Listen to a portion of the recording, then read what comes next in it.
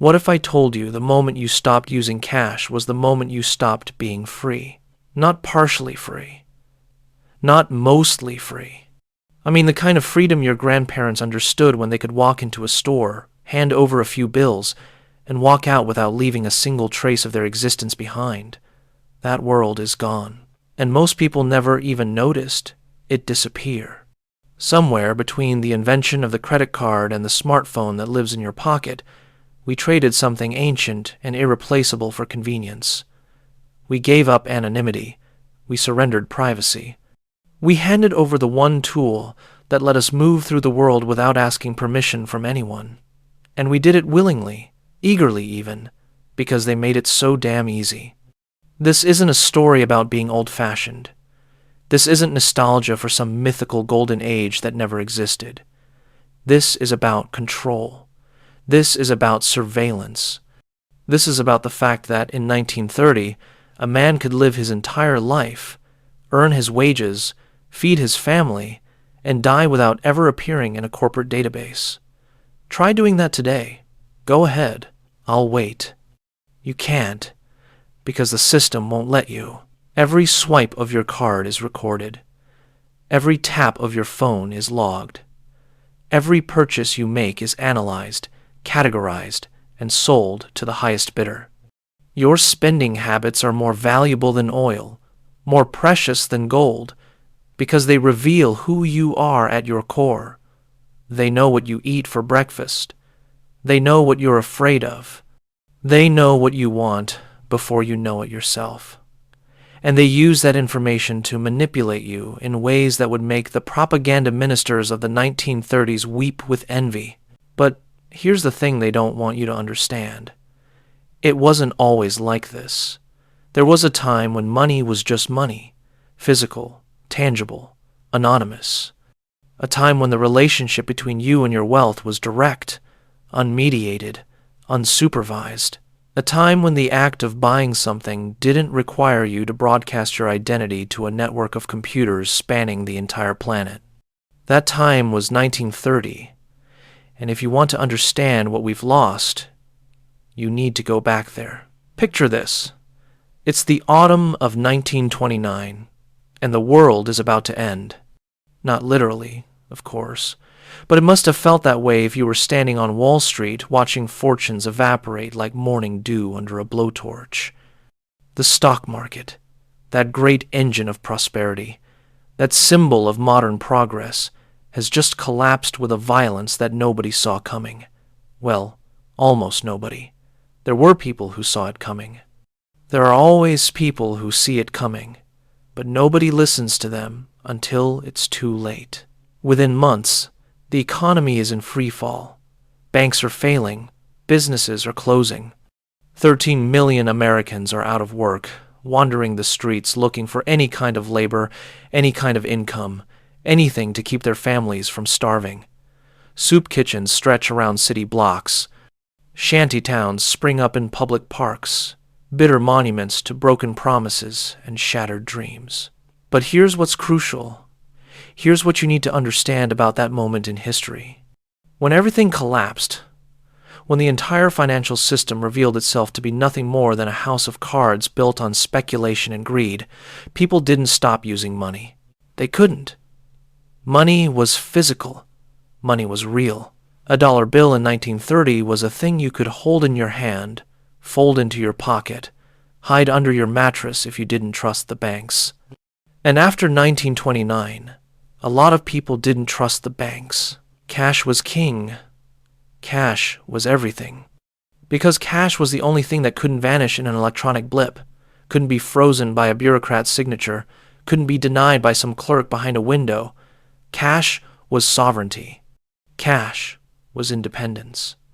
Cash meant you could eat today, regardless of what some banker in New York decided about the economy. Walk down any street in America during the Depression and you'll see what I mean. The local grocery store operates on cash and credit, but the credit is personal. The grocer knows you. He knows your family. He knows whether you're good for it. There's no credit score, no algorithm, no distant corporation making decisions about your worthiness. just two human beings negotiating survival. The butcher, the baker, the guy who fixes your car, they all work the same way. Cash changes hands, coins jingle in pockets.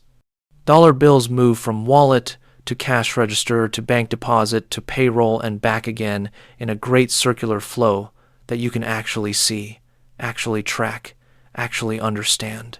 Money has weight. Money has texture. Money is a physical object that occupies space in the world. Compare that to now, right now, this exact moment. How much money do you have? I don't mean what does your bank app say. I mean actual money, physical currency, the kind you can count with your fingers. For most people, the answer is almost nothing. Maybe $20 in scattered bills shoved into a wallet you rarely open. Maybe nothing at all. Just a collection of plastic cards that represent numbers in a computer somewhere. Numbers that can change without warning. Numbers that exist only because a bank says they exist. You've been conditioned to think this is normal. You've been trained to believe that physical money is obsolete, inefficient, dangerous even. They tell you cash is dirty. Cash spreads disease. Cash enables crime. Cash is what drug dealers and tax cheats use. Respectable people, modern people, smart people, they use cards. They use apps. They use contactless payment systems that are so frictionless, so seamless, you barely notice you're spending money at all. And that's exactly the point. The war on cash didn't start with a bang. It started with convenience. It always starts with convenience. In the 1950s, Diners Club introduced the first general-purpose credit card. It was marketed as a tool for businessmen, a way to entertain clients without carrying large amounts of cash. Sophisticated, professional, modern, and it was all of those things. It was also the first crack in the wall, the first step toward a world where every transaction could be monitored. But even then, cash was still dominant. Through the 50s, through the 60s, through the 70s, most people still conducted most of their business in physical currency. Credit cards were for big purchases, for travel, for special occasions. Day-to-day life still ran on coins and bills. You got paid in cash. You spent cash. You saved cash. The system was simple, transparent, and most importantly, it belonged to you. The real transformation came later. It came gradually, so gradually that nobody really noticed it happening. The 1980s brought ATM cards. The 1990s brought debit cards. The 2000s brought online shopping, which required digital payment. The 2010s brought smartphone payment apps. Each innovation was sold as progress, as improvement, as making your life easier. And in many ways, it did make life easier. That's the insidious part. The trap is always baited with genuine benefits. But with each step toward convenience, you gave up something. You gave up anonymity. You gave up the ability to make a transaction without creating a permanent record. You gave up the right to spend your own money without someone, somewhere, taking note of it. Think about what that means in practice. In 1930, if you wanted to buy a book, you walked into a bookstore, picked out a book, handed the clerk some money, and walked out with your book. Nobody knew what you bought except you and possibly the clerk, who would forget about it 10 minutes later. There was no record, no database entry, no algorithmic profile being updated with your literary preferences. Today, if you buy a book online, here's what happens. The retailer records your purchase. Your bank records the transaction. Your credit card company records the transaction. If you use a rewards program, that company records the transaction. If you bought the book on your phone's operating system knows about it. If you searched for the book before buying it, the search engine knows about it.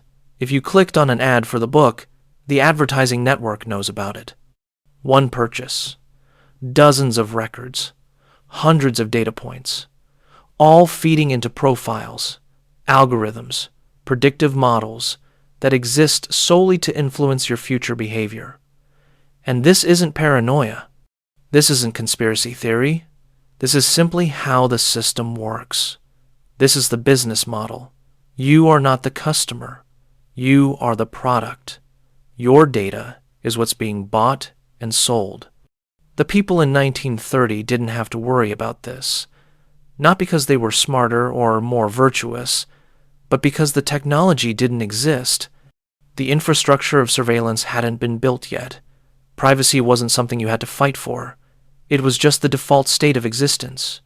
You moved through the world and the world forgot you. Only the people you chose to remember you did. That's gone now. Completely gone. And most people under the age of 30 have never experienced anything else. They've never lived in a world where their purchases weren't tracked, where their movements weren't logged, where their preferences weren't cataloged and analyzed and weaponized against them. They think this is normal. They think privacy is something only criminals need. But let me tell you what privacy actually is. Privacy is power. Privacy is the ability to think thoughts that nobody else approves of. Privacy is the freedom to make choices without social pressure, without judgment, without some corporation trying to nudge you in a more profitable direction. Privacy is what separates a free person from a subject. And cash is the last bastion of privacy in the financial world. When you use cash, you're invisible. You leave no trail. The transaction exists only in that moment, between you and whoever you're paying. There's no record for hackers to steal, no data for corporations to harvest, no evidence for governments to subpoena.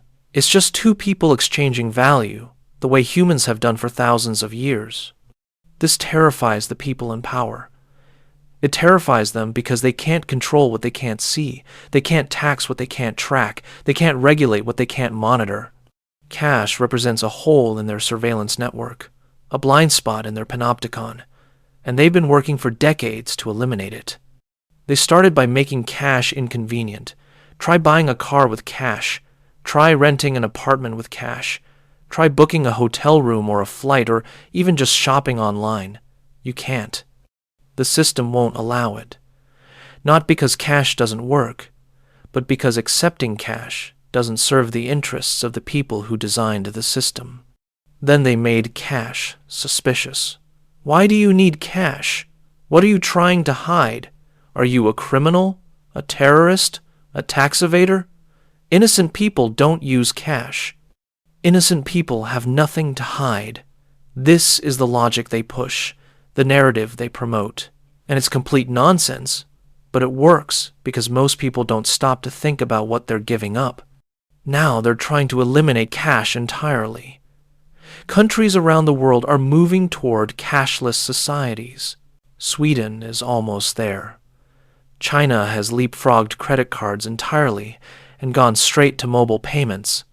India attempted to demonetize large portions of its currency overnight. The United States hasn't gone that far yet, but the direction is clear. Every year, fewer businesses accept cash.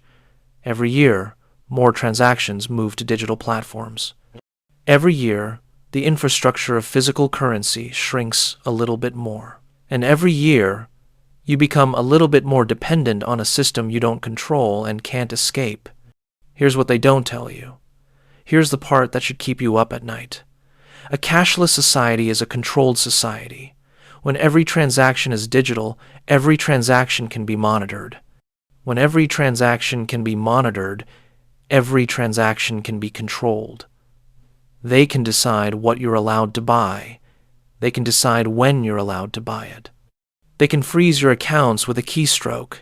They can unperson you without ever throwing you in jail. Think that's an exaggeration? Ask the Canadian truckers who protested government policies in 2022 and had their bank accounts frozen without trial. Ask the people who've been deplatformed from payment processors because someone didn't like their political opinions. Ask anyone who's ever had their PayPal account suspended and their money held hostage for 6 months while some algorithm decided whether they violated terms of service they never read. This is the world we're building. A world where access to the financial system is a privilege that can be revoked at any time, for any reason, by people you'll never meet who answer to no one. And the only alternative, the only escape hatch, is the thing they're trying to take away from you. Cash. Physical, tangible, anonymous cash. So what do? How do you fight back against a system this large, this entrenched, this powerful? You start by using cash. Not sometimes, not occasionally, habitually, religiously. You withdraw cash from your bank account every week. You spend it at local businesses that still accept it. You tip in cash. You pay for coffee in cash. You buy groceries in cash. You create demand for physical currency by using it. This isn't about going completely off-grid. Most people can't do that and don't need to. This is about maintaining optionality. This is about keeping one foot outside the system. This is about preserving the ability to transact privately, anonymously, without asking permission. You learn what your grandparents knew intuitively. You keep cash on hand for emergencies. Not in a bank account, not in a digital wallet, in your home, hidden, accessible. Enough to survive for a few weeks if the electronic payment systems go down, which they will eventually, because all systems fail eventually. You support businesses that accept cash. You patronize the local hardware store that still has a cash register instead of the big box chain that only takes cards. You buy from farmers markets where transactions are face-to-face, cash in hand, no intermediaries. You vote with your dollars, literally, for a world where financial privacy still exists. You teach your children why this matters. You show them that money is real, that it has weight and substance, that it represents value in a way that numbers on a screen never can. You give them cash for their allowance. You let them count it, hold it, understand it.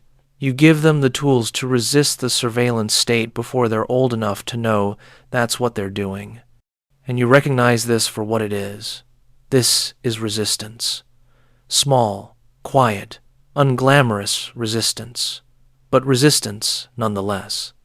Because in a world that demands total transparency, total visibility, total compliance, the simple act of spending money without being watched is revolutionary. The people in 1930 didn't know how good they had it. They were living through a depression that destroyed lives and crushed spirits. But they had something we've lost. They had financial privacy. They had the ability to exist in the economy without existing in a database. They had freedom in a form we can barely imagine today. We can't go back to 1930. That world is gone. The technology exists. The infrastructure is built. The surveillance state is operational. We can't uninvent the computer, or the internet, or the smartphone. And honestly, most of us wouldn't want to. These tools provide real benefits, real value, real improvements to human life. But we can refuse to surrender completely. We can maintain pockets of privacy in an increasingly transparent world. We can use cash not because we're criminals or Luddites or paranoid survivalists, but because we understand what's at stake. We understand that the freedom to spend money without being watched is inseparable from the freedom to think thoughts without being monitored, to make choices without being manipulated, to exist without being controlled. Cash is more than just paper and metal. Cash is a technology of freedom. And like all technologies of freedom, it's under attack by people who profit from control. The question is whether you're going to let them win.